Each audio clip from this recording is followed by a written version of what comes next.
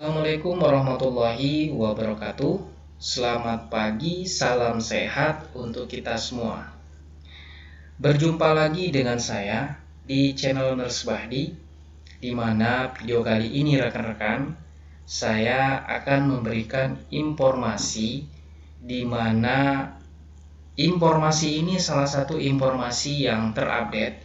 Bahkan banyak orang yang membahas masalah ASN P3K part-time. Nah, yang cukup menarik pada informasi ini rekan-rekan semua, sebagaimana kita ketahui bersama, pemerintah itu sudah menetapkan atau menolak atas usulan DPR yang dimana tenaga honorer atau tenaga non-ASN itu wajib diangkat menjadi ASN tanpa tes. Ternyata usulan ini itu ditolak oleh pemerintah.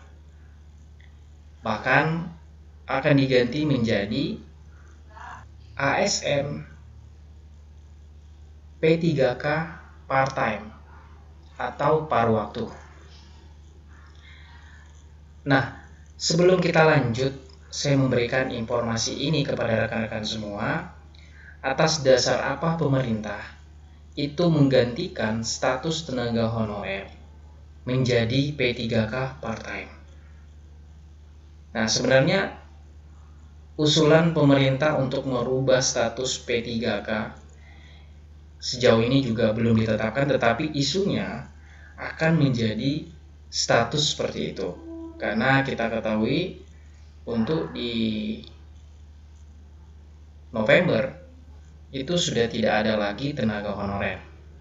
Nah, sebelum saya lanjut memberikan informasi ini kepada rekan-rekan semua, bagi rekan-rekan yang baru menemukan channel kami, yang baru bergabung, silahkan bantu tekan tombol subscribe dan aktifkan lonceng notifikasi agar rekan-rekan semua selalu mendapatkan info-info terupdate dari channel kami, di mana informasi yang akan kami sampaikan kepada rekan-rekan dalam video ini tentang honorer tua menjadi P3K part-time bukan PNS.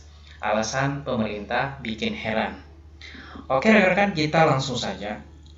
Komisi 2 DPR RI punya komitmen memperjuangkan nasib honorer yang sudah lama mengabdi agar bisa diangkat menjadi PNS tanpa tes.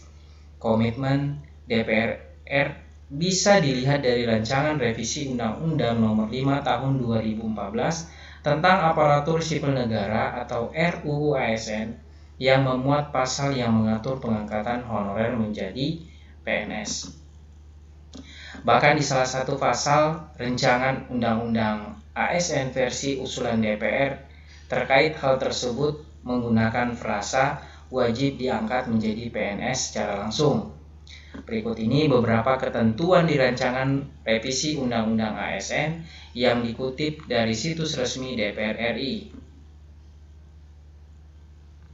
Poin 34 rancangan revisi Undang-Undang ASN itu berbunyi, di antara pasal 131 dan 132 disisipkan satu pasal, yakni pasal 131A yang berbunyi sebagai berikut. 1. Tenaga honorer, pegawai tidak tetap, pegawai tetap non-PNS, dan tetap kontrak, dan tenaga kontrak yang bekerja terus-menerus dan diangkat berdasarkan surat keputusan yang dikeluarkan sampai dengan tanggal 15 Januari 2014 wajib diangkat menjadi PNS secara langsung dengan memperhatikan batasan usia pensiun sebagaimana dimaksud dalam pasal 90. Poin 2. Pengangkatan PNS sebagaimana dimaksud pada ayat 1 didasarkan pada seleksi administrasi berupa verifikasi dan validasi data surat keputusan pengangkatan. Poin 3. Pengangkatan PNS sebagaimana dimaksud pada ayat 1 dilakukan dengan memprioritaskan mereka yang memiliki masa kerja paling lama dan bekerja pada bidang fungsional, administratif, pelayanan publik antara lain pada bidang pendidikan, kesehatan, penelitian, dan pertanian.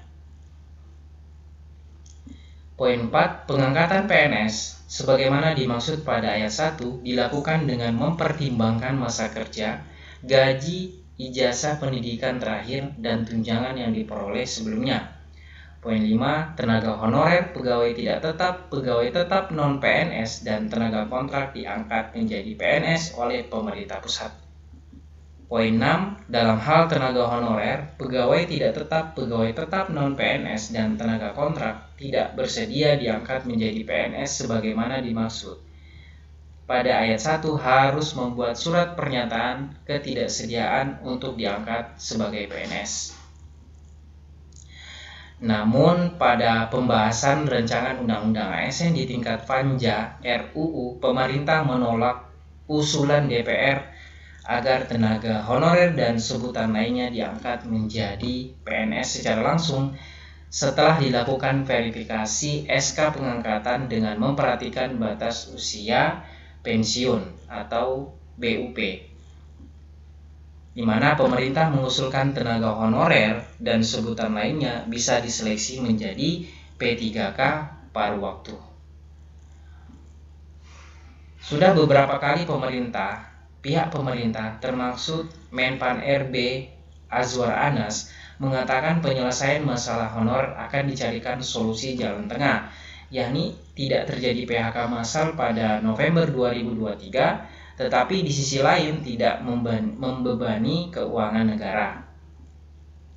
Sejumlah pihak, terutama para honorer tua, merasa heran dengan dalih anggaran.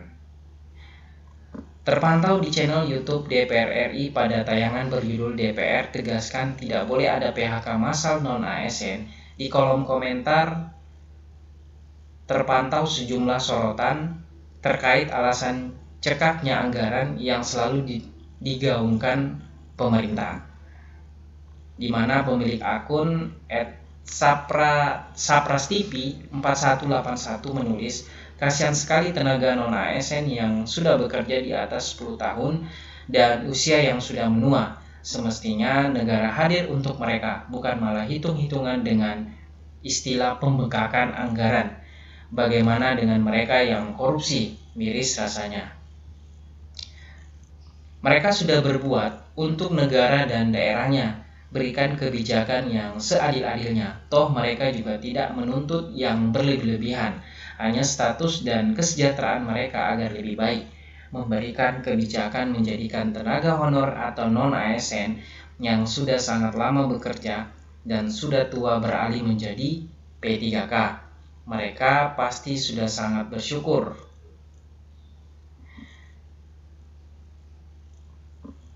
Kalimat senada ditulis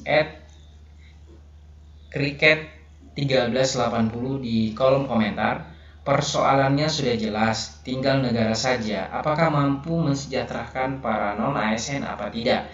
Memang banyak yang menjadi prioritas di dalam negara, seperti kesehatan, pendidikan, pertahanan, dan lain-lain. Tetapi juga jangan mengesampingkan sumber daya manusianya, Pak. SDM kokoh juga berperan sangat penting. Saya berharap negara ini seperti mata air yang tidak akan mengering. Kasihan kawan-kawan, Pak sudah bekerja bertahun-tahun dan mengabdi ke pemerintahan. Tulis @MS Project Official.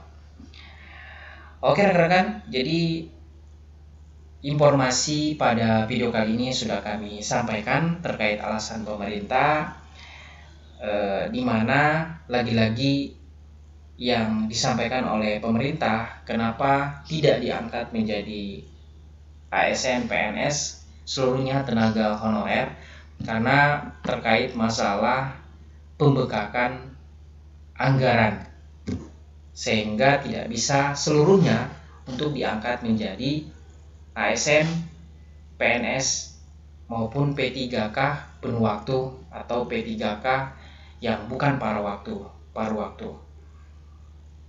Nah, jadi ini adalah solusi yang diberikan pemerintah, alasan kenapa tidak disetujui usulan dari DPR terkait tenaga honorer itu wajib diangkat menjadi ASN seluruhnya.